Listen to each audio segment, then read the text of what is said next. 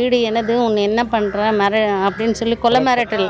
பயங்கரமாக அடிச்சிடுவேன், குத்திடுவேன், அப்படியே நறுக்கி விட்டுடுவேன், நான் என்ன வேணாலும் பண்ணுவேன். நடிகர் சரவணனுடைய முதல் மனைவி சூர்யா ஸ்ரீ கணவர் சரவணன் தன்னை அடிச்சு துன்புறுத்துறதாவும் அதோட கொலை மிரட்டல் விடுக்கிறாருன்னு போலீஸ்ல புகார் கொடுத்திருக்காங்க.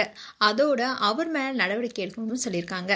நடிகர் சரவணன் 1991ல வெளியான வைதேகி வந்தாச்சு என்ற படத்தின் மூலமா தான் தமிழ் சினிமால இன்ட்ரோடியூஸ் ஆனாரு. இதை தொடர்ந்து சில படங்கள் நடிச்சாலும் அவருக்கு ஒரு பெரிய அடையாளமே கிடைச்சது.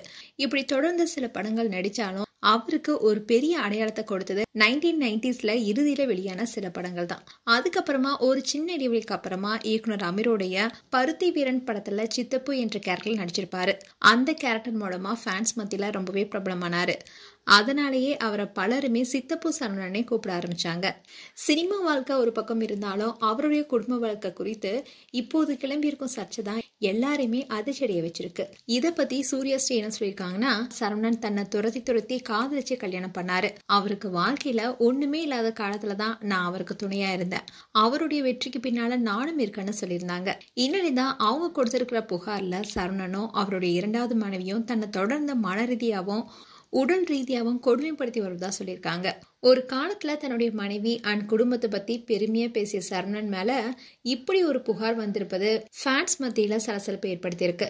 அண்ட் சரவணன் 2003ல தான் சூர்யா ஸ்ரீ என்பவரை காதலிச்சு திருமணம் செய்தாரு.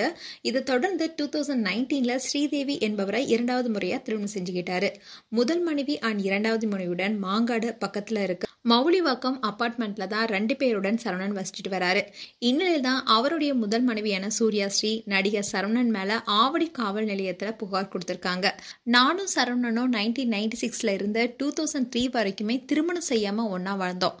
அதுக்கப்புறமா 2003ல தான் திருமணம் செஞ்சுக்கிட்டோம். நான் செஞ்ச கஸ்டம்ஸ் ஏஜென்சி ஹவுஸ் என்ற தொழில் மூலமா வந்த வருமானத்துல தான் சரவணன் தன்னுடன் வாழ்ந்து வந்தாரு. பல இடங்கள்ல அவருக்கு நான் பணம் கொடுத்து உதவி செஞ்சிருக்கேன். ஆனா இப்போ தனக்கு சாப்பாடு கூட அவர் கொடுக்கறது கிடையாது. இரண்டாவது மனைவி ஸ்ரீதேவியுடன் சேர்ந்து என்னை அடிச்சு துன்புறுத்ததாகவும் கொலை மிரட்டல் விடுக்கிறாருனோ, எனக்கு பராமரிப்பு தொகையா 40 லட்சம் தருவதா சொல்லி அவர் என்னை ஏமாத்திட்டாருனோ, அதனால சரவணன் மேல நடவடிக்கை எடுக்கணும்னு புகார் கொடுத்திருக்காங்க. இப்போ இந்த விஷயம் தான் பேசும் பொருளா இருக்கு. மேலும் சரவணன் குறித்து உங்களுடைய கருத்துக்களை கமெண்ட் செக்ஷன் சொல்லுங்க. இது போன்ற வீடியோஸை பார்க்க நியூஸ் தமிழ் கிளிட்ஸ் சேனலை சப்ஸ்கிரைப் பண்ணுங்க. மறக்காம நோட்டிபிகேஷன் பட்டனை கிளிக் பண்ணுங்க.